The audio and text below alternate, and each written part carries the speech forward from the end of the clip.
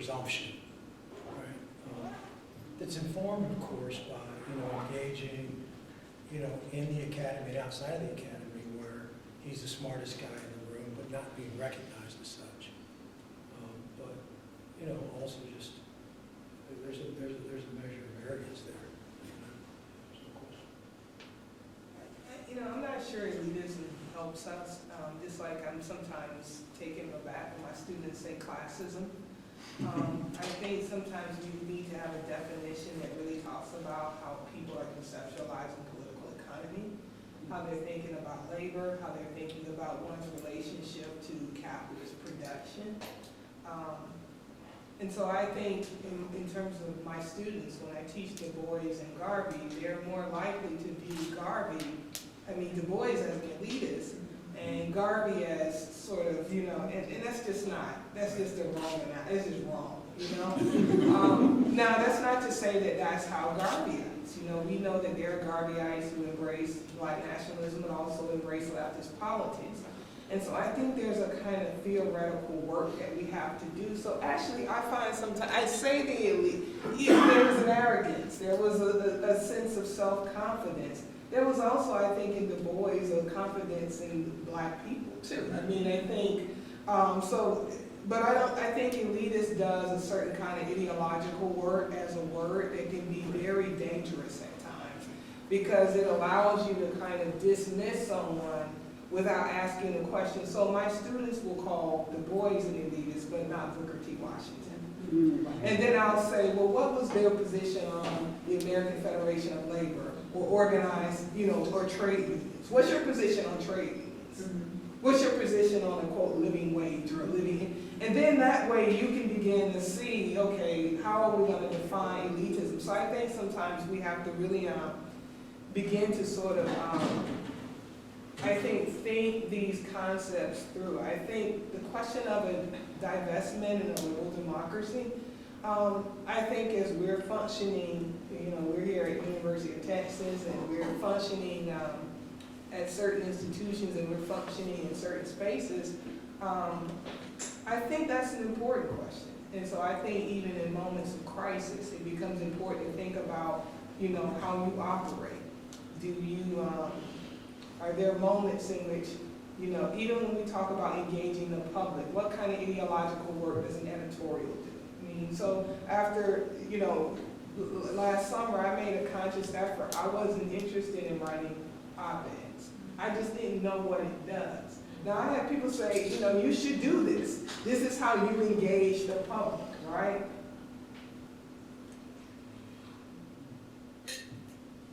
My university doesn't provide workers a living wage. So what does it mean to engage in public relations work that's sponsored by the university, diversity work, community work, and there are people making $10 an hour, right? Is a living wage an overthrow of the capitalist political economy? No, right? But I think it's this question of how do you begin to function in a moment of crisis with the resources that you have available in order then to build something new. So for me, this question is not just flight or resistance, but how do we create a new world? How do we create the otherwise? How do we create new possibilities? And I think, like in Black Studies, that question becomes, what can and can't you do in this space? What are the possibilities and what is impossible? And I think that's the thing that you're always, I'm always wrestling with that. So for me, it's in the classroom. If we teach a class of 250 students, I got 250 people looking at me Tuesday and Thursday. So perhaps we're going to do something. Perhaps they won't take that job at that foundation. Perhaps they won't take this teaching job like 5 or 6 years ago that everybody wanted to take, but we know that in New Orleans there are no, what it did to the public school system, and particularly black teachers. And some of my students took those jobs, and they're the same ones who talk about elitism in classes, because there's no analysis of the political economy. But then the fundamental question is, well, if they don't have it, then what did you do? What did you teach them? Because if they don't have it, that's an indictment of you too. What were you doing? when you was talking about Kendrick Lamar and stuff, maybe you should have been talking about, you know, something else. You know, so it's like, you know, and then you make these choices, and then you try to create a safe space. So it may be through art, you know, trying to create these films. But then there are moments I have to ask myself, and that's critical reflection, is it really doing the work? You know, is it, and that's hard because you begin to buy into yourself. You begin to buy into your project. You begin, and it's like, okay, is this really doing what it was doing when, you know, the other folks were here, in my class of 2011, the class of 2012. So it's this constant, so I mean, I don't know if that's answering your question, but that's what we're grappling with. So what can we create in this space? What could Du Bois create at the NAACP? Can I ask you a question? I'll try. So, I mean, I'm sympathetic, but I wonder if you're incorporating this kind of Du Boisian sense of the heroic here, right?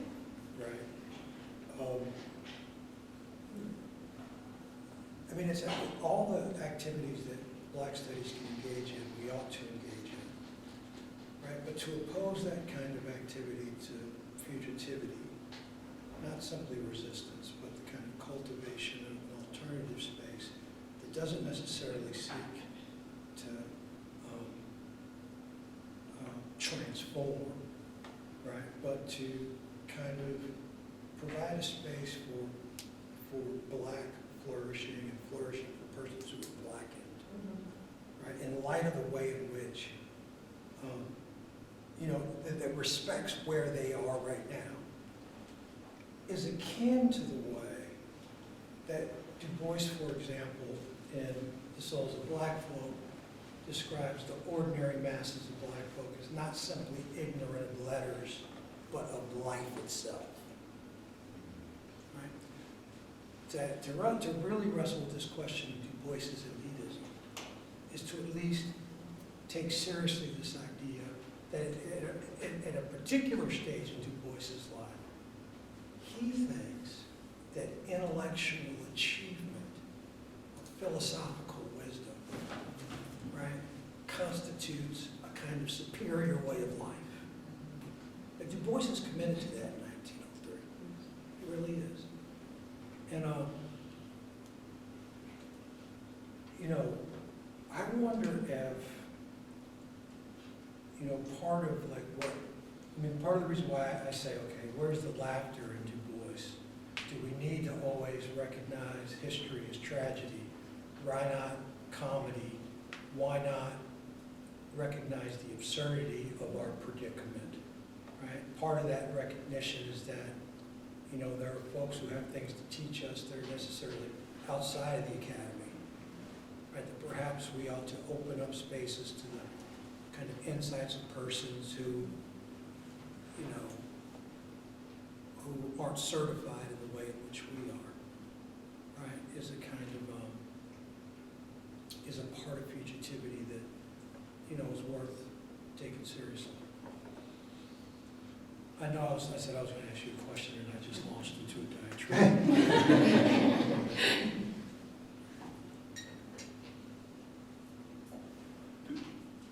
If I could interject on this. Oh, was there another question? You sure? Okay, I'm going to try to be real quick.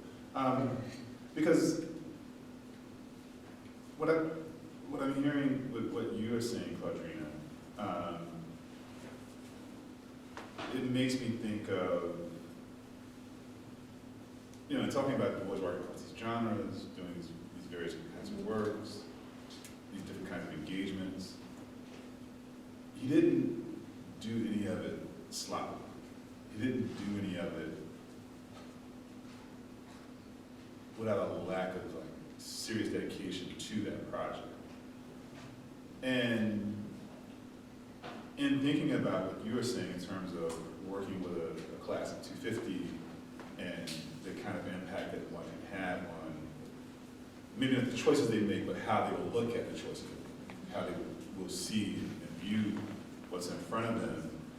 You know, we always talk about, you know, self-care in this period, but I wonder about intellectual care. You know, what does it mean to really challenge those in the classroom or those you encounter intellectually, scholastically, what have you, to not do what's easy, but to push themselves to do more. So when I say that, you know, Dave had a lot of extreme patience, it was extremely extreme patience, because I was, in many ways, a sloppy student, and he and others would push me to do more. And so I try and do that with my students now. I don't know if I necessarily care for it, but my hope is that they come to appreciate that. And I wonder if part of what might register for us as elitism in some instances, not the elitism of Du Bois in 1903, but when people see him as elitist in the 1920s or the 1930s, that his insistence that they know everything that they're doing as they're doing it, not that they, you know, they try and skirt or skim around the edges. And it reminded of C.R. James at a memorial for Franz Fanon. He counts a conversation he had with Aimé Césaire, and he's like, you know, where did you do school? And he went, you know, all these schools he went to. Where did you study in Paris? And he did this, what did you study? He studied all these things. And then he was like, you know, he had to go through all of that to be able to write Gaia. He had to go through all of that to be able to write Discourse of Colonialism. And so I wonder if that is, not to dismiss what might be is elitism at certain points, maybe it's whole life, but if we could be generous to pull something useful out of that that can go along with, you know, when you look at that class of 250 students, how do you make these expansive demands of them? You may be called elitist, you may be loved, I don't know. I definitely haven't been loved, and I don't know if I've been called elitist. But I wonder if that's what maybe part of what he was trying to get at, that might have been seen as elitist. And we might see that as productive. I think he was a lover of ideas, but I think black people in general have been lovers of ideas. To go through slavery, you have to be able to imagine something else. I mean, you have to be able to imagine a world that you can't, that's not a material manifestation.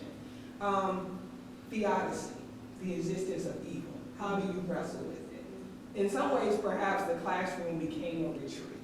You know, that's what it wasn't about, oh, you know, I'm going to, no, it was like, okay, what do I think is more advantageous? And perhaps a retreat into something else. It's not to sort of romanticize or create a fetish of numbers, but to sort of think about, okay, how do we respond in this moment? How is my black body going to be used in this moment in a project with a university who treated the First and the Second Amendment in such a way that had some murderous results? So am I going to go out and speak and also be a part of a conversation or window dressing about what we are doing? Or am I going to, in some ways, retreat into a certain space and teach? I mean, so it's kind of like thinking through that. But I think, I mean, we could have this conversation about, you know, elitism and Du Bois, but I think we do have to try as much as possible to define the terms. Yeah, right here. Maybe we can take these two together. That may be the last question. I may be on the wrong side of the conversation today, because we spent a lot of time talking about how Du Bois was outside of the academy, how he functioned in various ways outside the academy. My question is specifically about the ways I want to see him inside of the academy. So I studied Native American history, slavery, history of capitalism. In the last few years, there's been a resurgence of the study of race and capitalism and literature that has sort of, reinvigorated both Marx and other debates of political economy and slavery, and Du Bois is only tangentially included in those books. And Dr. Roger mentioned this a little bit in his talk, but I find myself very frustrated when, you know, either he is invisible from these texts or mentioned in the introduction in a sentence and a tiny footnote. And when he has already done much of this work, but I find that these scholars don't recognize him. And I find myself looking for a way to deal with that? You know, rather than just venting in my own work, how does a scholar interested in both keeping Du Bois's intellectual legacy alive and acknowledging work that he has done, do that without looking like I'm just sort of engaging in some hero worship? Someone mentioned something that it wasn't funny, but in the Propaganda as History essay, he rips apart the history profession, you know, and lists names, and he is hysterical in the way he talks about how history will be written incorrectly, and he was right. So I just wonder, as a historian, how do I do that? We'll go ahead and take the question. I'm not going to talk on, but I think it'll help a lot of people to understand him, because part of my problem or dilemma, it was after reading his autobiography that it made me figure out what I was going to do. Number one, to always improve yourself, always pursue knowledge through language and cultural studies. And when I say that, see, I started at the Temple. I was a student in Natalie Henderis. I was going to be a concert pianist. But you know, I woke up one day and felt I was becoming too white. So then when I went into graduate school, I wanted to go into research and shift over to studying. It got so black that people were just horrified. And I started playing with Latin bands, people beating on drums. So they said that I had gone native. So here I come up, you know, not knowing much about the hood, but as I got into cultural studies and folklore and what have you, Zora Neale Hurston, Catherine Dunn, I realized they came from middle class backgrounds too. Catherine was a ballet dancer. She went into hardcore Afro-Caribbean dance. I said, oh, there's hope for me. I've been whitened, but maybe there's hope if I go into, so I moved to Dominican Republic, then I went to Africa, then I felt saved. And when I read, and then I considered relocating me when I got retired. So when I read his autobiography, and I can see what drives a man. Look, I've tried to fit into your little white world, and it's just not working. Some of my people, they're so busy praying, they don't see straight. They actually believe what you're saying, so I'm just out of here. So he says, I'm going to Ghana. So when I saw that, then I saw him as an epic poem. Like, you know, Scheherazade, a story that it is cyclical, but it doesn't go where you think it's going to go, because something you said earlier about him not being in the academy, now I understand why I liked him, because he acts like he's telling you a story. His story reminds me of Henry Louis Gates' style, probably was influenced by his, because it's story. It's like telling a story. It's like telling you reality, walking down the street. When Du Bois talked about his travels from North, passing through, interviewing people, almost like doing field research. And then he talks about being in Tennessee. Well, I didn't know much about this culture, making himself learn about spirituals and all this stuff. I saw a man that even though he wasn't from that background, he definitely made an effort, deliberate effort to grow. And the only thing I want to leave everybody with is that whether you came from the hood and became kind of Europeanized, or you started out like Du Bois and Catherine, and you were exposed primarily to a white culture, and then you went the other way, that whole issue here is change. That whenever you change, then you go to the center. Look, I turned 67 my last birthday, and I'm still trying to learn. And I got that from Du Bois, that I don't care what you think you are. If you think you made a mistake, don't be afraid to change. And if you have to go out of the country, go out of the country. Okay. So I'm disturbed when people call him elite in the negative sense. And that was in the early years. If you look at the late years, he wasn't talking that. He wasn't encouraging people to about Greek philosophy and all that stuff. I don't want to take any more time because I need to think. But just so you think positive about it, that's what it is. All right. Final comments? I guess for me on the elitism one, even my students read Black Reconstruction, and when he says it's hard to build a social movement if people can't read and write, there'll be a certain tendency, certainly if they read the Philadelphia Negro and the kind of judgments of sex workers, and and I think part of it is that we've sort of lost the tradition, for good reasons, of being able to. Mostly revolutionaries are critical of the people that they're trying to make a revolution through history. Malcolm was extraordinarily critical of the people that he wanted to transform. And so I think there is a kind of a problem in teaching students who hear in the past any kind of autocritique of the black community, whether it's a very mature critique like in 1935 or a less mature critique like in 1903, they hear it as the same thing. And so that's why I think it's kind of worth talking about elitism in order to process it a little bit. Oh, and the thing about your question, I was reading a grant application the other day, and somebody, in their CV, they had a forthcoming book edited book called The Old History of Capitalism. And I thought, that's what I want to read. I don't know. Also disappointed with the new ones.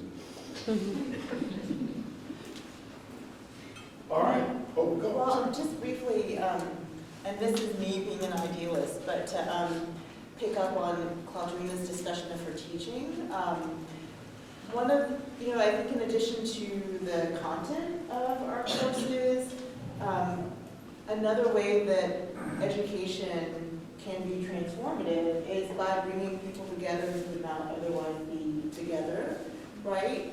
And so I mention that in part because I have a student from my spring 2017 African American Literature and Culture class.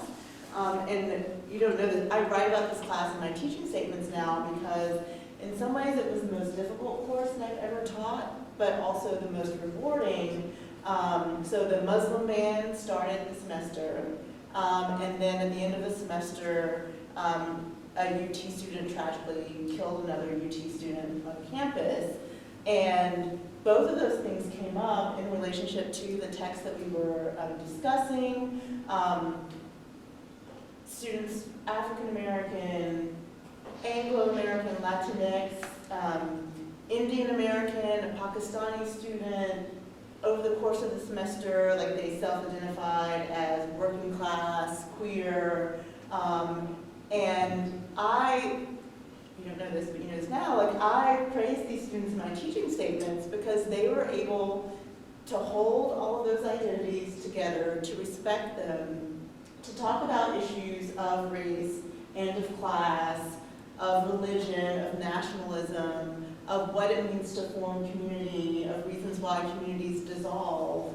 And that doesn't happen often or as readily outside of classroom spaces. It can happen in other spaces, but again, I think it's important to think about the transformative potential of education, in part because of what can be taught in these spaces, but also in part because of the people who can be brought together in these spaces. And yes, it was only 15 weeks. Who knows what the composition of their other classes are or have been, but I would hope that for that those 15 weeks here at UT will stay with those students. And so when they encounter someone from ethno-racial, religious, sexual class group that is not their own, right, they'll be less quick to make assumptions about that person because of their experience working and talking with their classmates and wrestling with these issues.